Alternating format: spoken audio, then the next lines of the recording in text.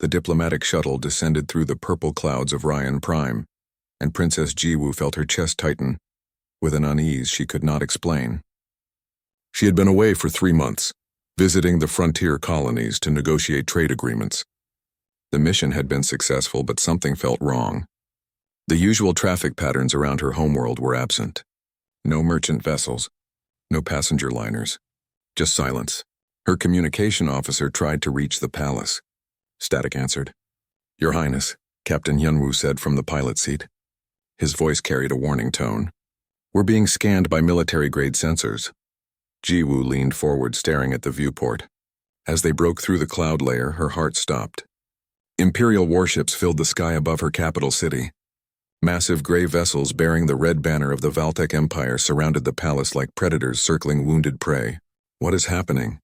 she whispered. The communication system crackled to life. A cold mechanical voice filled the cabin. "Diplomatic vessel, you are ordered to land at detention platform 7. Any deviation will result in your destruction." Hyunwoo looked at Jiwoo. His hand moved toward the weapons controls. She shook her head. They were one small shuttle against 50 warships. Resistance meant death, and she needed to understand what had happened. They landed on the detention platform.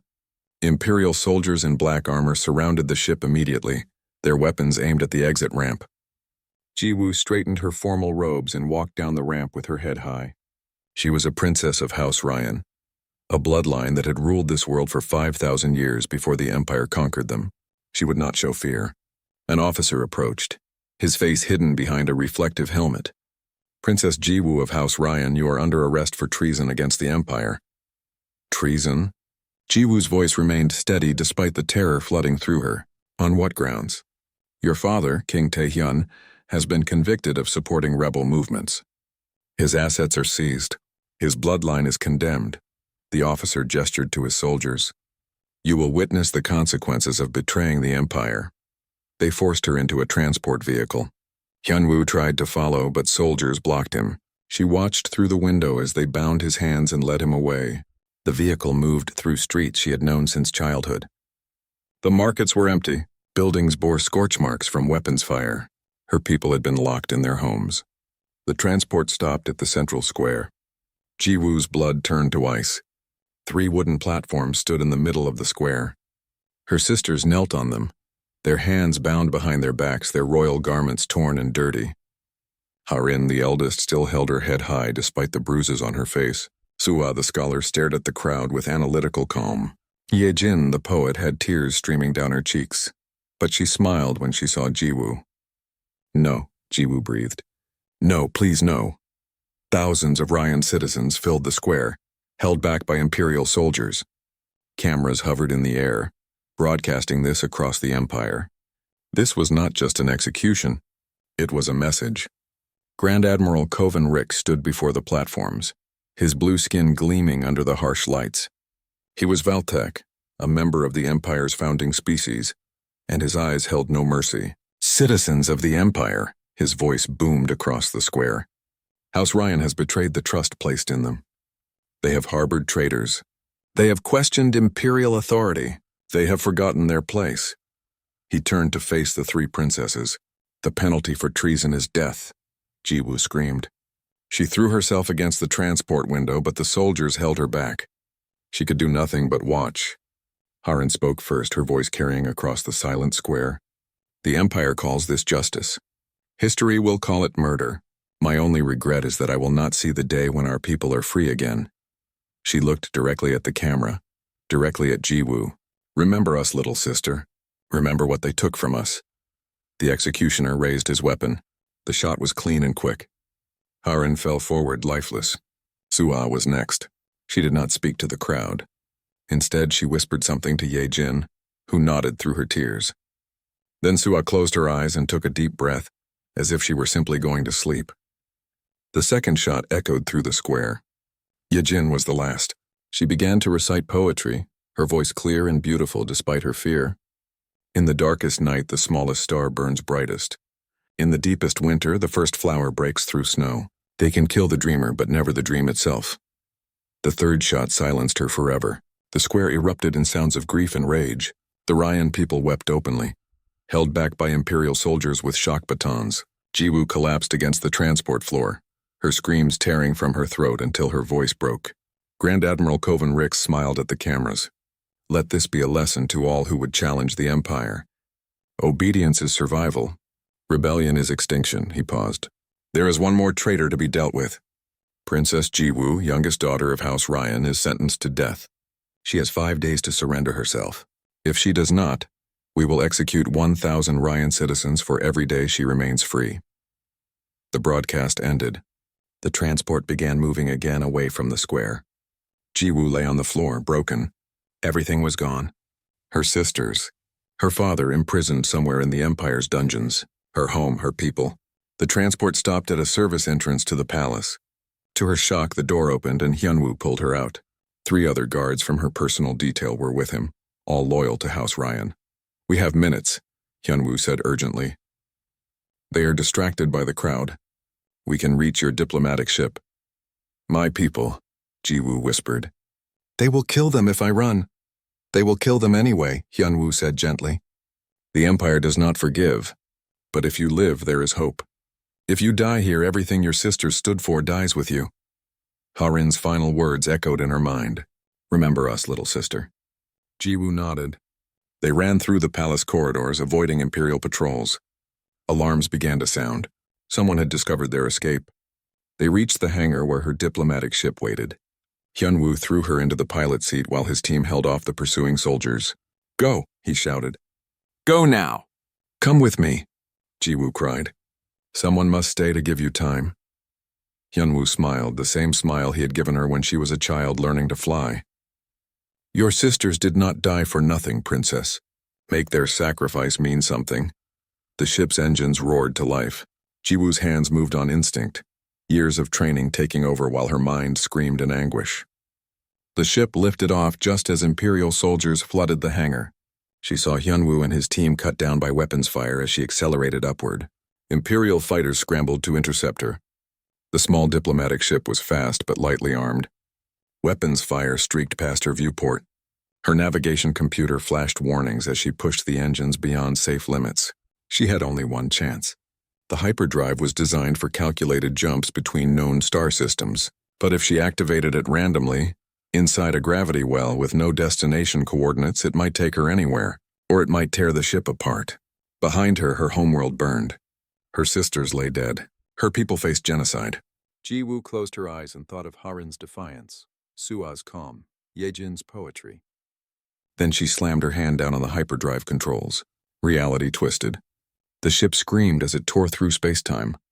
The last thing Jiwoo saw before she lost consciousness was the navigation display showing coordinates far beyond any known star chart. Deep into the region the Empire called the Dead Zone. The ship tumbled through hyperspace toward an unknown destiny, carrying the last princess of a murdered house toward a species that would change the galaxy forever. The ship was burning when Jiwoo regained consciousness. Alarms screamed in the darkness. Her head throbbed where it had struck the control panel. Blood ran down her face from a cut above her eye. The viewport showed nothing but blue sky and white clouds rushing past at terrifying speed. She pulled herself upright and grabbed the controls. The ship responded sluggishly. Half the systems were dead. The hull had been breached in 3 places. She was entering an atmosphere and the ship was breaking apart. Jiwoo fought the descent with everything she had learned in her pilot training. She fired the emergency thrusters, trying to slow her fall. The ship bucked and shuddered.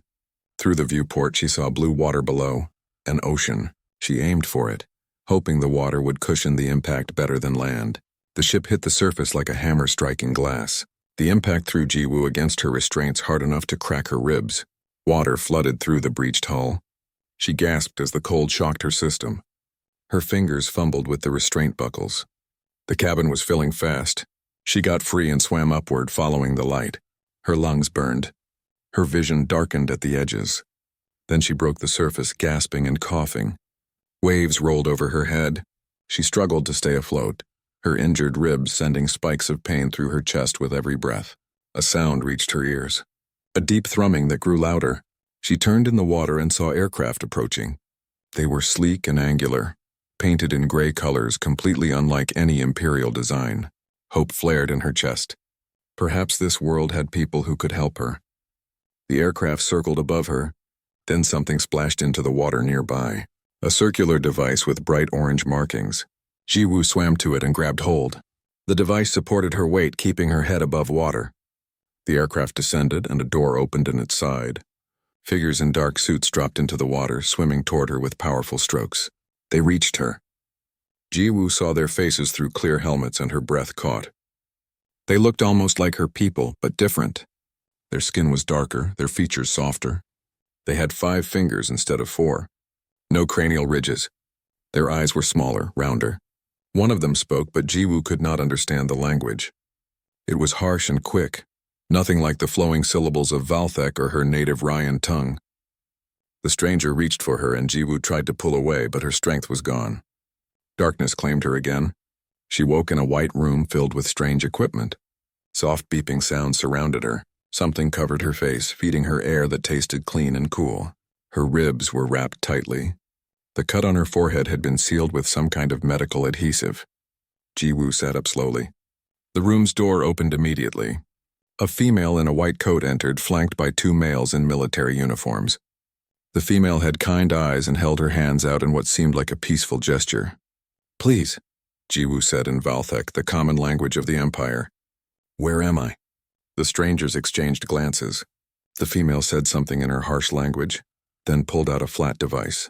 She touched it several times, then held it toward Jiwoo. The device spoke in Valthek. "You are safe. You are on Earth. We will not hurt you." Earth. Jiwoo searched her memory of star charts and found nothing. "Where is Earth? What system?" The device translated her words. The female touched it again. "We are in the Sol system. 3rd planet from the sun. Where are you from?" "The Valthek Empire," Jiwoo said. "I am Princess Jiwoo of House Ryan. I was fleeing execution. My ship jumped blind through hyperspace." She paused. "You have translation technology. That means you have advanced science. Have you made contact with the Empire before?" The atmosphere in the room changed. The 2 males straightened, their hands moving toward weapons on their belts. The female's kind expression became cautious. "Yes," the device said. "The Valthek Empire came to our world 400 years ago. They tried to conquer us. We drove them away." Jiwoo stared. "That is impossible. The Empire never retreats. If they attacked you, they would have returned with more ships until they won." "They tried," the female said through the device. "We killed them." Over the next hours, Jiwoo learned the truth that the Empire had hidden from its citizens. 400 years ago, the Valthek had discovered Earth during humanity's early space age. The humans had primitive spacecraft and no weapons capable of fighting an interstellar empire. The conquest should have been simple, but humans refused to surrender. When the Valthek fleet destroyed their cities, humans retaliated with nuclear weapons. When the Valthek landed ground forces, humans fought them with tactics the Empire had never encountered. Guerrilla warfare, suicide attacks, chemical weapons, biological weapons. Every form of warfare humanity had developed in thousands of years of killing each other. They turned against the invaders. The Valthek fleet commander, expecting an easy victory, found himself trapped in a meat grinder. 70% of his ships were destroyed. The survivors limped home in disgrace. The emperor of that time declared the Sol system dead and forbade any return. The region was marked on all imperial charts as the dead zone, supposedly destroyed by an ancient war. It was a lie. The Empire had simply hidden its humiliating defeat. The female introduced herself as Dr. Kim Hana. She was a scientist who studied alien life. The 2 males were military officers assigned to protect her during this first contact. They brought Jiwoo before their leaders, people called Secretary General Park Sora and Admiral Choi Daewon. Secretary General Park was an elderly female with sharp eyes and a voice that commanded respect. "Princess Jiwoo, we have shown you mercy because you came to us injured and alone, but we need to understand. Is this the beginning of another invasion? Is the Empire returning?" "No," Jiwoo said. Her voice broke as she remembered the square, her sisters falling. "The Empire does not know I am here.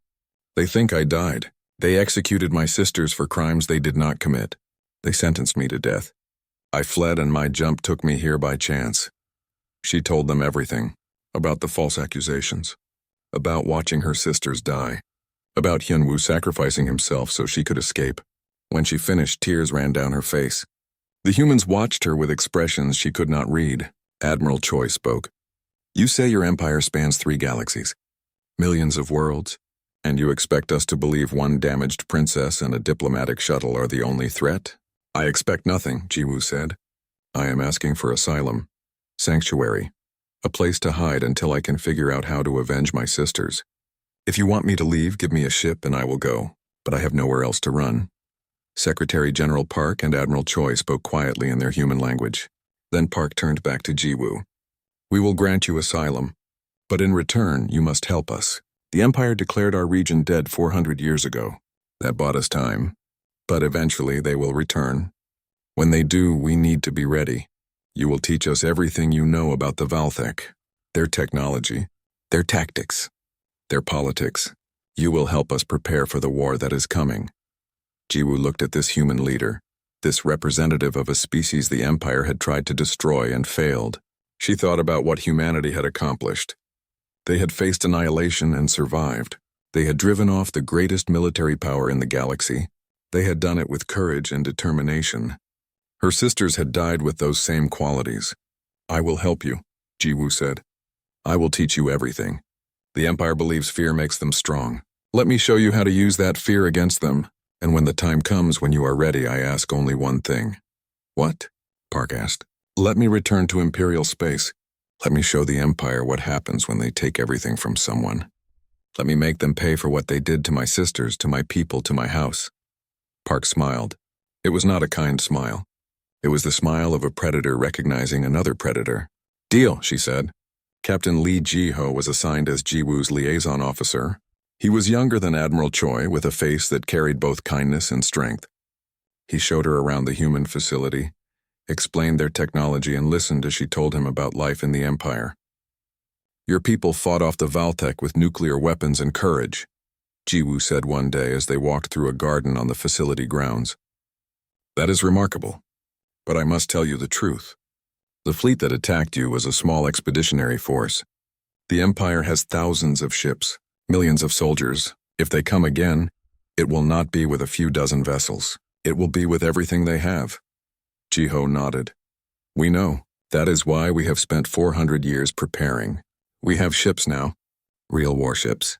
Weapons that make our old nuclear missiles look like children's toys. And we have something else. What? We have experience the Empire lacks. We know how to fight when we are outnumbered. We know how to win when winning should be impossible. And now we have you. Someone who knows the enemy from the inside. Ji-ho looked at her. You said you want revenge. We can give you that. But it will take time. Jiwoo looked up at the blue sky of Earth, so different from the purple skies of her homeworld. Somewhere across the stars, her sisters lay in unmarked graves. Her people suffered under imperial occupation. Her father had died in a prison cell. She had lost everything, but perhaps she had found something too. An alliance. 3 years passed on Earth and Jiwoo barely recognized herself. The frightened princess who had crashed into Earth's ocean was gone. In her place stood a warrior who knew how to fire a human rifle, pilot a stealth fighter, and lead soldiers into battle. The humans had built a massive military installation inside a hollowed asteroid on the far side of their moon. Jiwoo spent most of her time there, working with engineers and scientists to combine Valthek technology with human innovation. The results were extraordinary. Engineer Kang Minji was a genius who looked at problems from angles no one else considered. She stood before a holographic display showing a new warship design. The Empire's ships are massive, Minji explained. Slow and heavily armored. They win by overwhelming force. But our ships will be different. Smaller. Faster. We will hit them before they know we are there and vanish before they can respond. Jiwoo studied the design. The ship bristled with weapons that the Empire had never developed. Railguns that fired solid projectiles at incredible speeds. Missiles that could swarm targets with hundreds of independent warheads.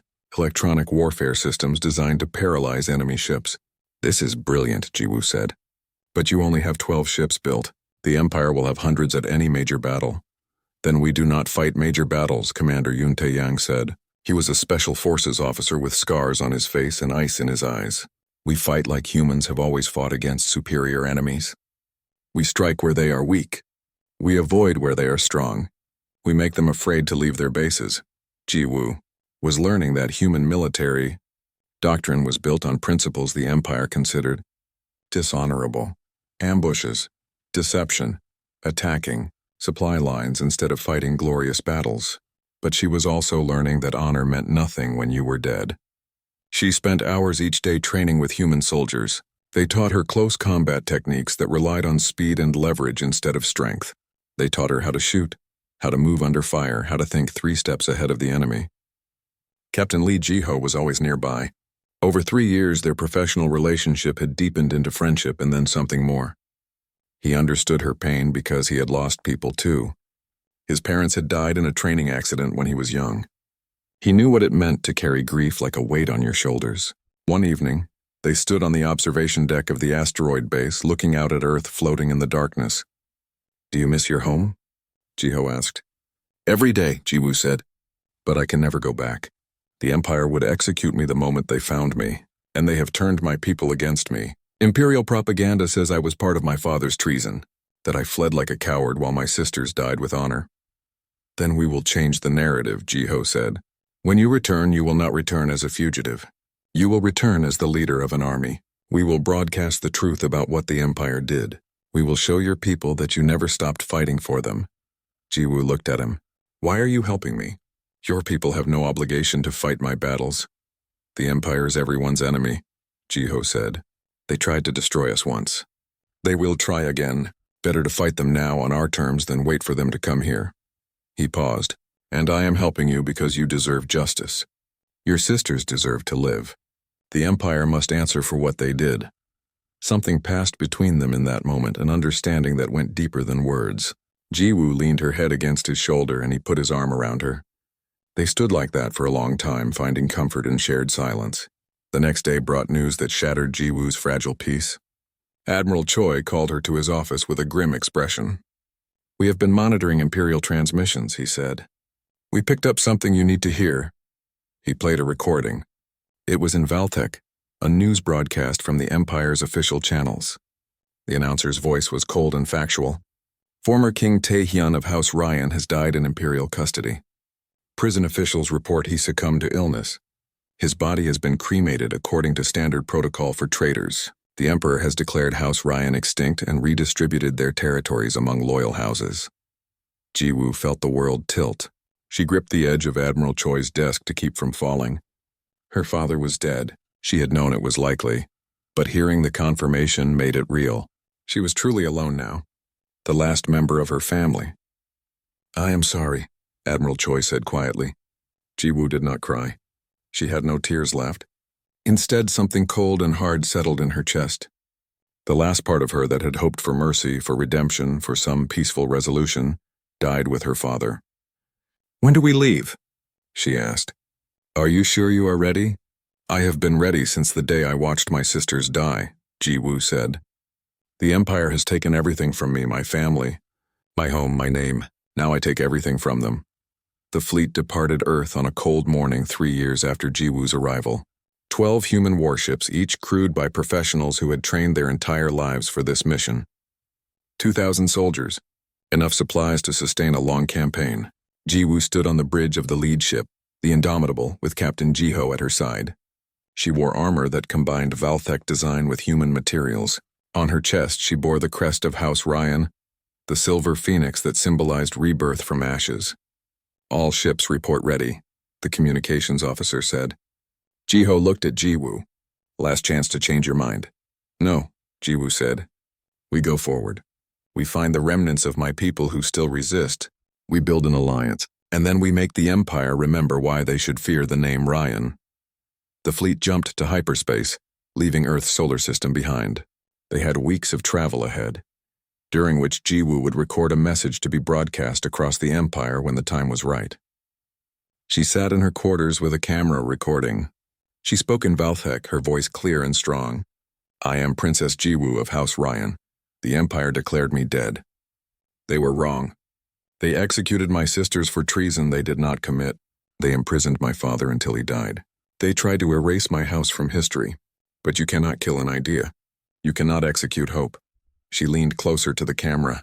"To the people of Ryan and all those who suffer under Imperial tyranny, I say this. I have returned. I have found allies who do not bow to the Empire's threats.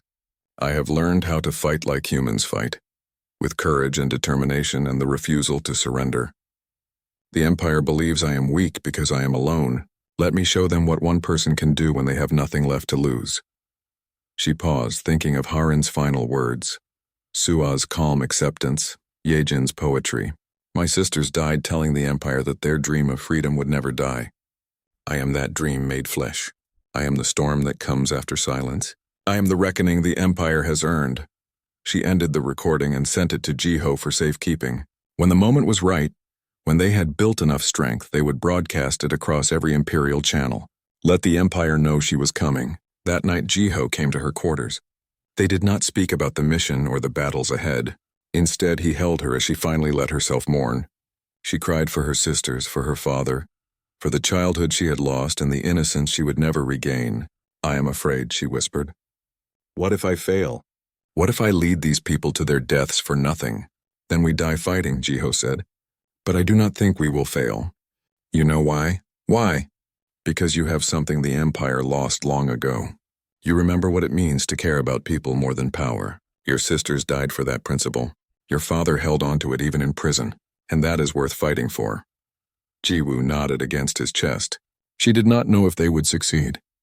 The Empire was vast and powerful. Her forces were small and untested, but she knew one thing with absolute certainty. She would never stop fighting. Not until the Empire answered for every crime it had committed. Not until her sisters could rest in peace knowing their deaths had meant something. The fleet continued through hyperspace, carrying the last daughter of House Ryan toward a destiny written in blood and fire. The Empire had made a mistake when they tried to break her. They had given her nothing left to lose, and there was nothing more dangerous than someone who had lost everything. The war was coming. And this time, the Empire would learn what terror truly meant. The human fleet dropped out of hyperspace at the edge of the outer territories, where the Empire's control was weakest. Jiwoo stood on the bridge of the Indomitable, her heart racing as she saw the stars she had known since childhood. She was home, not at Ryan Prime, which was occupied and lost, but in the region of space where her people had once traded and thrived. Scanning for activity, the sensor officer reported. Multiple small craft in the asteroid belt. Power signatures suggest modified civilian vessels with military-grade weapons. Pirates or rebels? Jiho asked. Could be both, Jiwoo said. The outer territories have always been rough. After the Empire destroyed House Ryan, many of our people fled here. If any resistance survived, this is where they would hide. She moved to the communication station. Broadcast on all frequencies. Use the old Ryan military codes. Tell them Princess Jiwoo requests an audience. The message went out. For long minutes there was only silence. Then a single ship emerged from the asteroid field. It was a battered corvette, scarred by weapons fire and poorly repaired. But it flew the Silver Phoenix banner of House Ryan. Jiwoo's throat tightened. Someone had kept the symbol alive. A voice crackled over the speakers, speaking in the Ryan dialect. Whoever you are, your joke is cruel. Princess Jiwoo died 3 years ago fleeing Imperial forces. Identify yourself or be destroyed. This is no joke, Captain Nari, Jiwoo said, recognizing the voice. Nari had served under Harin in the Palace Guard. You taught me knife fighting when I was 12 years old. You said I had good instincts, but I telegraphed my strikes. You gave me a scar on my left forearm during practice, and my sister Harin almost had you imprisoned for it. Silence. Then the voice came back, shaking. Your Highness? Is it truly you? It is me, Nari, and I have returned with allies. May we dock? The rebel base was hidden inside a hollowed asteroid, much like Earth's lunar installation. But where the human base was clean and organized, this place was desperate. Refugees filled every corridor. Medical facilities overflowed with injured. Children looked at Jiwoo with hollow eyes that had seen too much suffering. Captain Nari met them at the docking port. She was older than Jiwoo remembered, with new scars and gray hair she had not had before. When she saw Jiwoo, she fell to her knees. Your Highness, we thought you were dead. We mourned you. Stand up, Nari, Jiwoo said gently. I need allies, not subjects. How many are with you? Nari stood, tears running down her face. 2,000 fighters. Maybe 3,000 civilians. We have a dozen ships, all in poor condition. The Empire hunts us constantly. We survive by hiding and scavenging. She looked at the human soldiers accompanying Jiwoo. Who are these people? I have never seen their species before. They are humans from a world called Earth. The Empire tried to conquer them 400 years ago. They drove the Valthek away and have been preparing for revenge ever since. They are here to help us, Nari stared. The Dead Zone? The legends are true? The legends are lies, Jiwoo said. The Empire was defeated and hid their shame. Now that defeat will be their downfall. Come, we have much to discuss. Over the following days, Jiwoo met with the remnants of her people. They told her what had happened after her escape. The Empire had brutally suppressed any hint of resistance. Thousands were executed. Millions were relocated to labor camps. The Ryan homeworld was now populated by Imperial colonists, but her sisters had become legends. The recording of their execution had spread through underground channels. Across the outer territories, conquered species whispered about the 3 princesses who had died with dignity, while their oppressors watched. They became symbols of resistance against tyranny. They should have been forgotten, Nari said. The Empire should have erased them, but they could not. Your sisters said words that people remembered. Now those words are graffiti on walls. They are songs sung in secret. They are the reason we keep fighting even when it seems hopeless. Jiwoo felt pride and grief warring in her chest. Her sisters had not died in vain, but the cost had been so high. Shiho helped her make contact with other species suffering under Imperial rule. They reached out to the Talons, a bird-like people whose homeworld had been destroyed when they refused to submit. The Talon survivors lived on generation ships wandering the outer territories. Ambassador Haewon represented the Talons. She was old and wise, her feathers white with age. Why should we trust you, Princess? Your House Ryan served the Empire for 5,000 years before they turned on you. Because I learned something the Empire never understood, Jiwoo said. Power built on fear and oppression will always collapse. My ancestors should have rebelled centuries ago. They did not, and that is our shame. But I will not make their mistake. I offer you not submission but partnership. Join us and together we can end the Empire's reign. Haewon considered this. What can you offer us? You have 12 ships and a handful of refugees. Jiwoo gestured to Jiho. I offer you human innovation. Watch. The humans demonstrated their technology. They showed stealth systems that made ships invisible to Imperial sensors. They showed railguns that could punch through armor that energy weapons barely scratched. They showed electronic warfare programs that could paralyze an entire fleet. Haewon's eyes widened. This is remarkable. If we had possessed such weapons when the Empire came, my homeworld would still exist. Then join us, Jiwoo said. Help us build an alliance of the oppressed. When we have enough strength, we will strike at the Empire itself. The Talons agreed. So did the Shine, a hive mind species that communicated through scent and sound. The Shin had been enslaved to work in Imperial factories. When they heard that Princess Jiwoo had returned with powerful allies, an entire hive rebelled and fled into the outer territories to join her. Word spread. More refugees arrived. More species offered their support.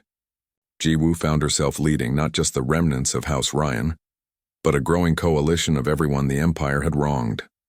Engineer Kang Minji established manufacturing facilities in hidden locations throughout the asteroid belt. She taught the rebels how to maintain and upgrade their ships using human technology. The ragtag fleet began to look like a real military force. Prince Wonshik of House Beck arrived with surprising news. His family had also been destroyed by the Empire, accused of the same false crimes as House Ryan. He brought 15 warships and 5,000 soldiers.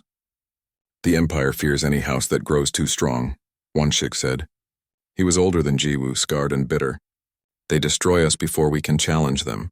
But if we unite, we become strong enough to fight back.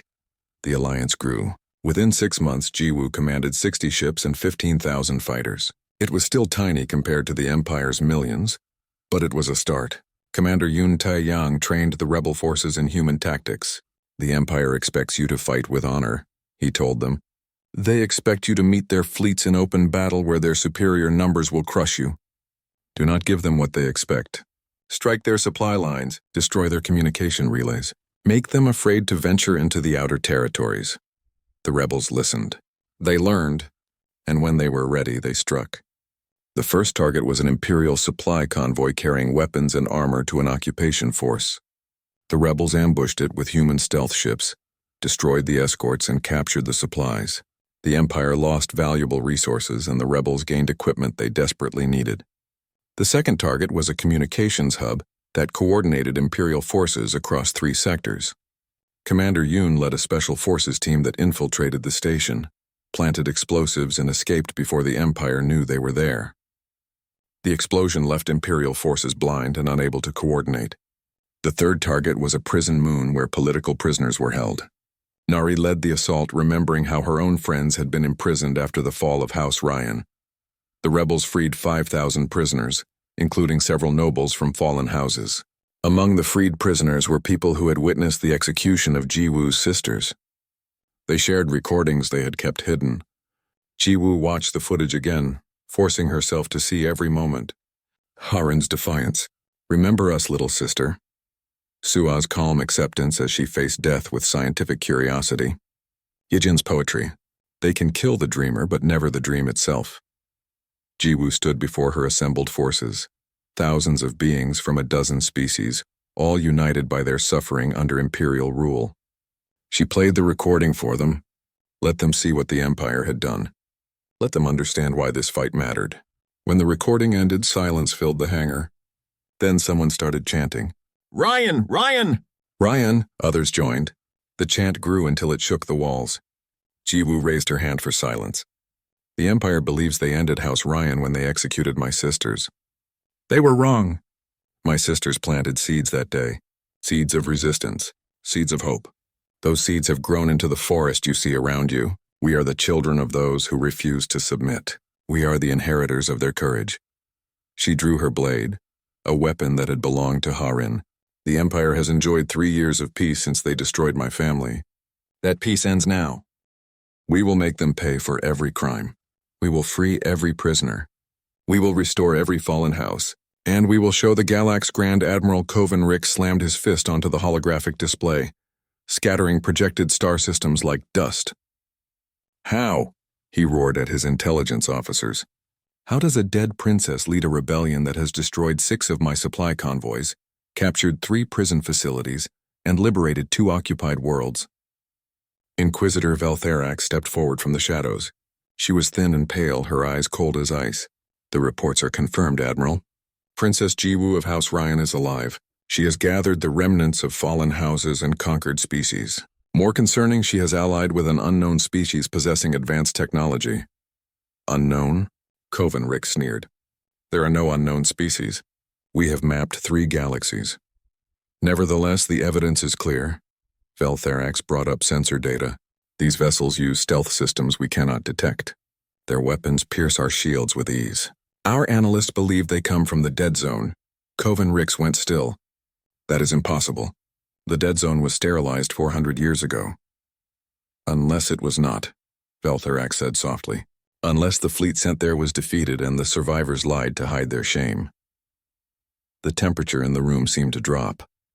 No one spoke of Imperial defeats. Such things did not happen. But the evidence was undeniable. "What does the Emperor command?" Coven Ricks asked. "Total annihilation. Princess Jiwoo and her rebellion must be crushed. The Emperor has given you 200 warships and authority to use any means necessary. Burn every world that harbors rebels. Make examples that will prevent future uprisings."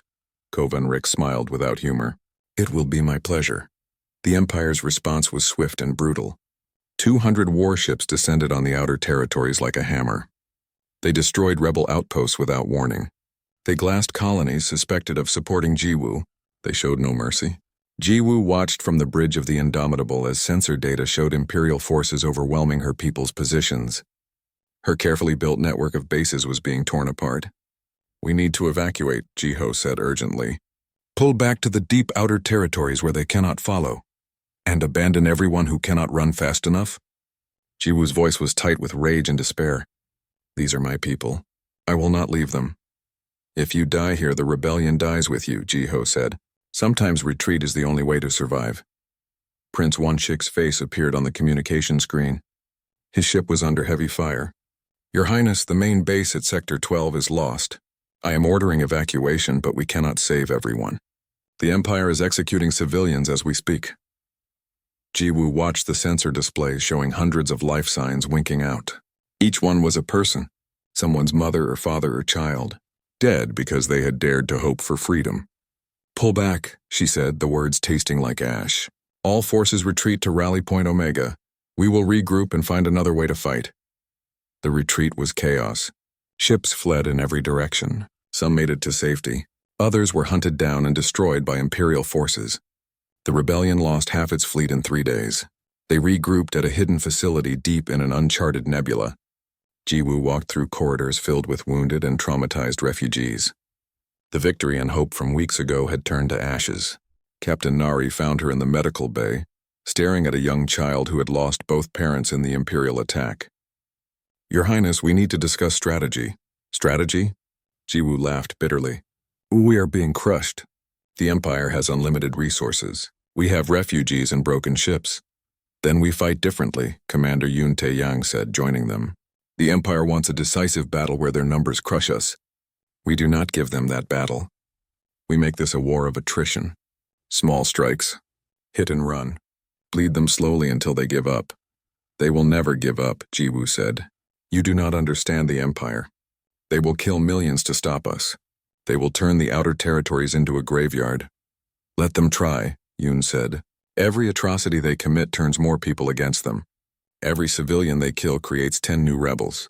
The Empire thinks fear controls people. But there is a limit to fear. Push people past that limit and fear becomes rage. Jiwoo looked at Jiho. He nodded. Yoon is right. The Empire is used to fighting conventional wars. They expect honor and direct confrontation. Give them chaos instead. Over the next months, the rebellion adapted. They abandoned large bases in favor of small mobile cells. They used human stealth technology to strike from the shadows. They attacked supply lines, communications relays, and minor outposts, avoiding direct confrontation with the Imperial fleet. The strategy worked. Grand Admiral Coven Rix found himself chasing ghosts. His massive fleet was too slow to catch the rebels. Every system he secured, they abandoned. Every base he destroyed was already empty. His soldiers were dying to ambushes and traps while he could not find the enemy to fight properly. But the cost was high. The Empire responded by implementing collective punishment. Any world suspected of harboring rebels was subjected to brutal reprisals. Thousands died in orbital bombardments. Entire populations were enslaved. Jiwoo watched reports of the atrocities and felt guilt crushing her. This is my fault, she told Jiho one night. I started this rebellion. These people are dying because of me. No, Jiho said firmly. These people are dying because the Empire is evil. You did not create that evil. You are fighting against it. Yes, the cost is high. War always costs lives. But doing nothing would cost more. If you surrender now, everyone who died will have died for nothing. Jiwoo knew he was right, but the knowledge did not ease her conscience. Inquisitor Veltharax proved to be a dangerous enemy. She was brilliant and ruthless, slowly piecing together information about the rebellion. She captured stragglers and tortured them for intelligence.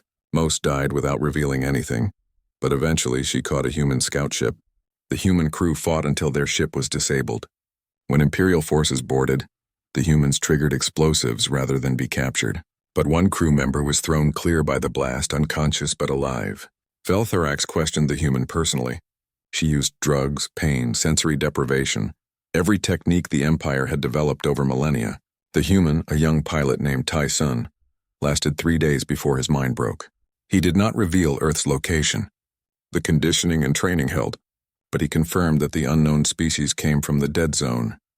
He revealed that humans had fought the Empire before. He gave Veltharax enough information to deduce the truth. She brought her findings to Grand Admiral Coven Rix. The species allied with Princess Jiwoo are survivors of the fleet action 400 years ago. The dead zone designation was false. These humans possess advanced technology and a grudge against the Empire. Coven Rix paced his command deck. How many of them are there? Unknown. But analysis of captured technology suggests a civilization capable of building warships that match or exceed our own. Then we are facing a potential threat greater than one princess's rebellion, Coven Rix said. The Emperor must be informed immediately. Back at the rebel base, Captain Nari led a daring mission that changed everything. She infiltrated an Imperial communications hub disguised as a transport pilot. While Imperial security focused on external threats, she uploaded a virus into their systems and extracted encrypted files. Among the files were records going back centuries. evidence of the Empire's systematic destruction of any house or species that showed independence. The Ryan executions were not an isolated incident. They were part of a pattern. The data showed dozens of false accusations, hundreds of executions, entire civilizations exterminated because they asked for more autonomy. The Empire's control was built on lies and murder. Jiwoo read the files with growing horror and rage. Her family had not been targeted because of anything they did. They were targeted because House Ryan was becoming too influential, too beloved by their people. The Emperor had decided they were a threat and manufactured evidence to justify their destruction. Broadcast this, Jiwoo told her communications officer. Every frequency, every planet, let the Empire's own citizens see what their government has done. That will expose our position, the officer warned. I do not care. The galaxy needs to see the truth. The broadcast went out across the Empire. On thousands of worlds, people watched in shock as evidence of Imperial crimes filled their screens. The government tried to block the transmission, but human cyber warfare techniques overwhelmed their censorship systems. Riots erupted on 50 worlds within days. Species the Empire had kept pacified through fear and propaganda suddenly realized they were not alone in their suffering. Uprisings spread like wildfire. Emperor Thanevor watched the chaos from his palace and felt fear for the first time in his reign. One princess with a handful of ships had become a symbol, a rallying cry, a threat to the entire imperial system. He summoned Grand Admiral Coven Rix. End this! Mobilize the home fleet. I want Princess Jiwoo captured or killed. I want these humans found and destroyed. I want every rebel world burned to ash. Coven Rix bowed. It will be done, my emperor. The home fleet had never left the capital system in living memory.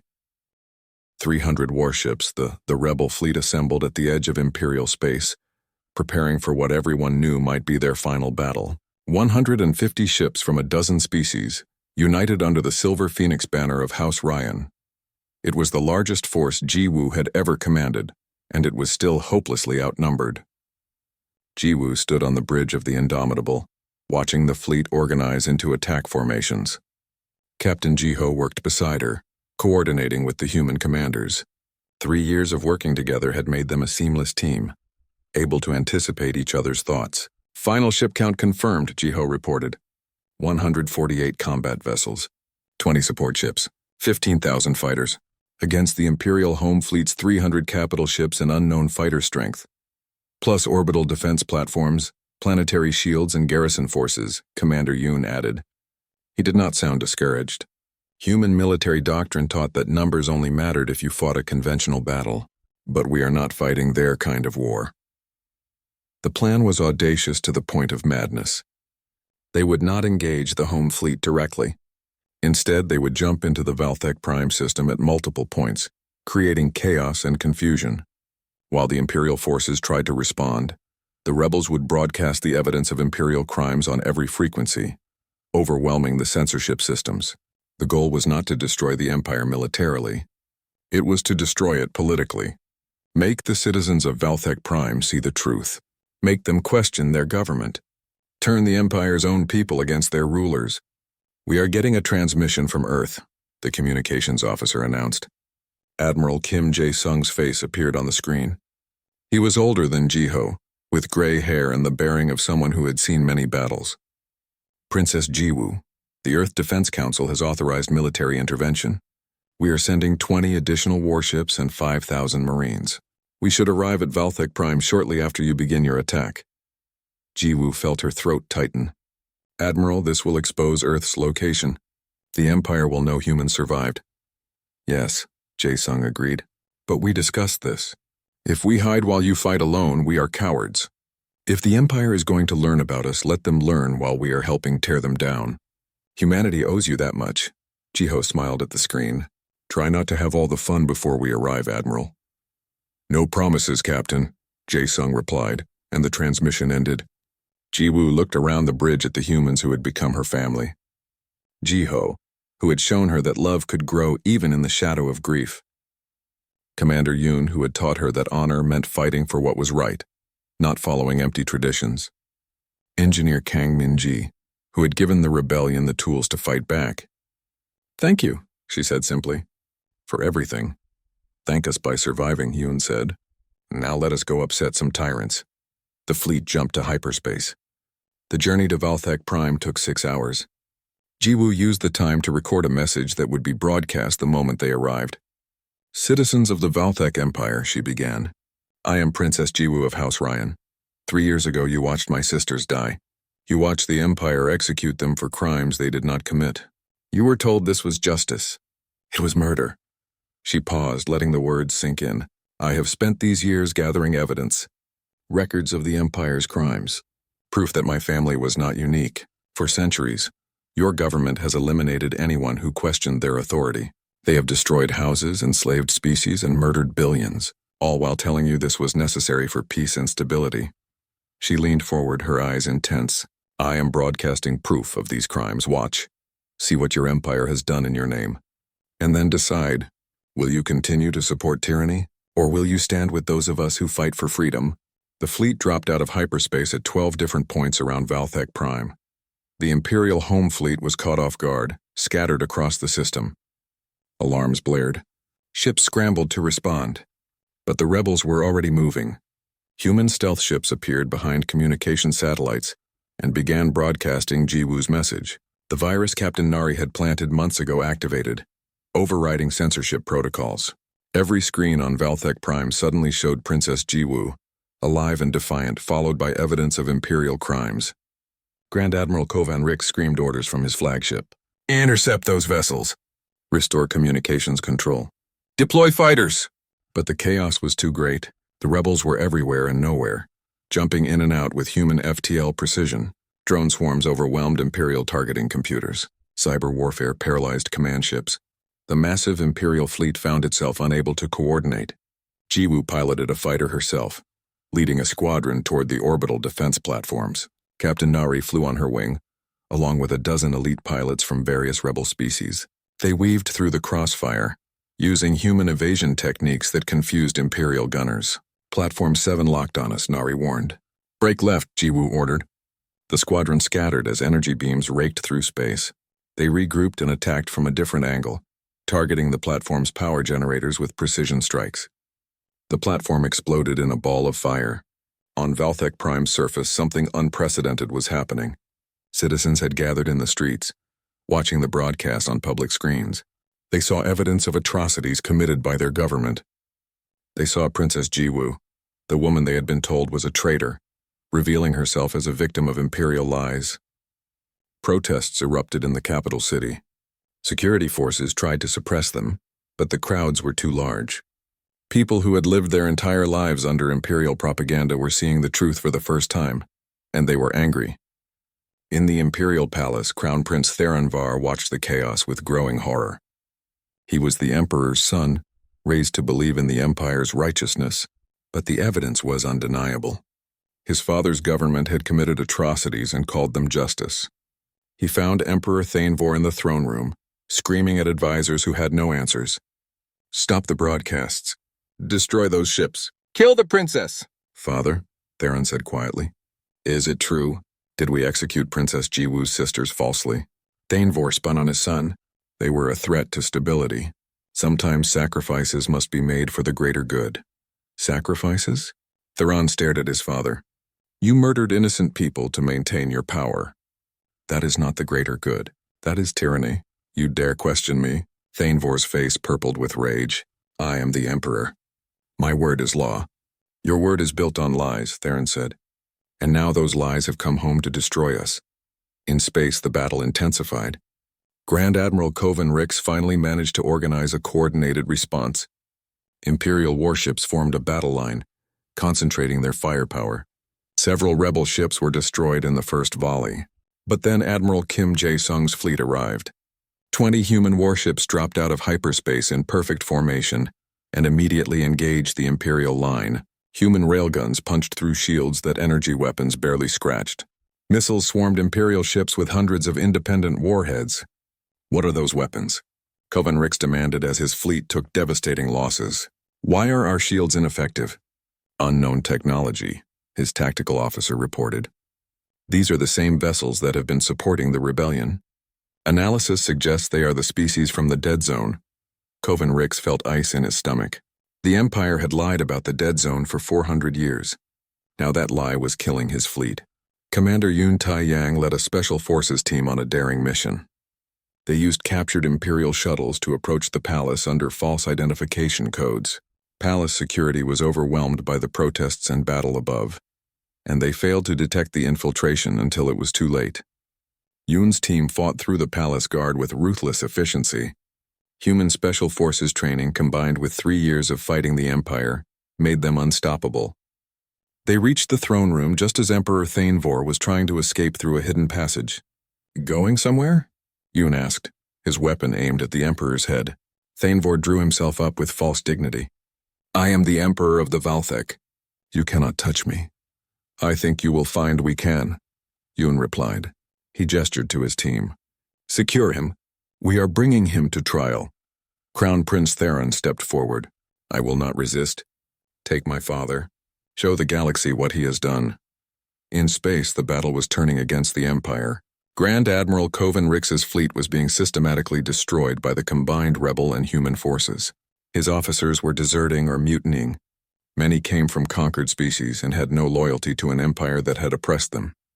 Coven Rix's second-in-command, a Talon officer who had lost his entire family to Imperial bombardment, shot the Grand Admiral in the back. "For everyone you killed," the officer said as Covan Rix fell. The Imperial fleet fractured. Some ships surrendered. Others fled. A few fought to the death, loyal to the Empire even as it crumbled around them. The orbital defense platforms fell one by one. Jiwu landed on Valthek Prime for the first time in her life.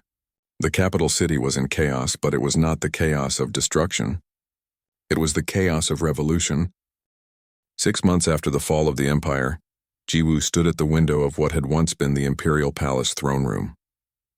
The view showed the rebuilt Capitol Square, where her sister's memorial had become a pilgrimage site. Every day, thousands came to pay respects to the 3 princesses who had died rather than submit to tyranny. The palace itself had been transformed.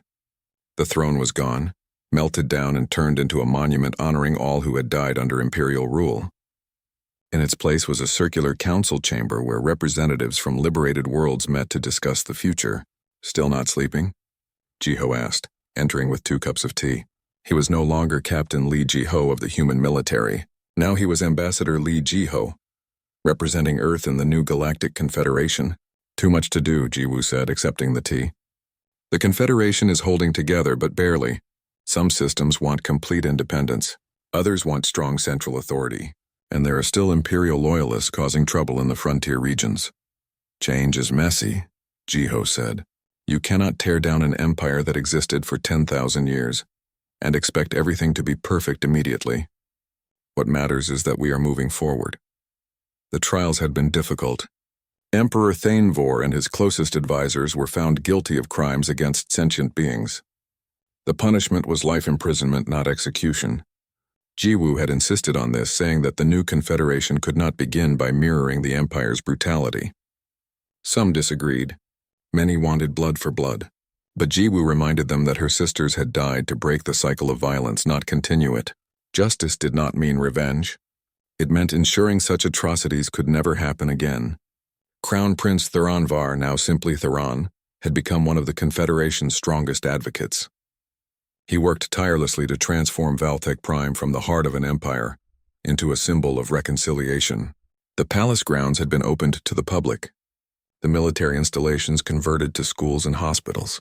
"Your sister Haran would be proud," Jiho said, reading Jiwu's thoughts. "You won without becoming like them." Jiwu touched the pendant she wore, which contained small hollows of her 3 sisters. "I hope so. Sometimes I wonder if I made the right choices. Thousands died in the rebellion. Worlds were damaged. Perhaps if I'd stayed hidden on Earth, all those people would still be alive. And millions more would have died under Imperial rule," Jiho countered. "You gave people a choice. That is what matters." A chime announced a visitor. Captain Nari entered, now Director Nari of the House of Ryan Foundation. The organization provided education, medical care, and economic support to worlds devastated by the war. "Your Highness, we have received requests from 40 new worlds asking for assistance. The demand is overwhelming our resources." Jiwu smiled at the title. She had insisted everyone stop calling her princess, but old habits died hard.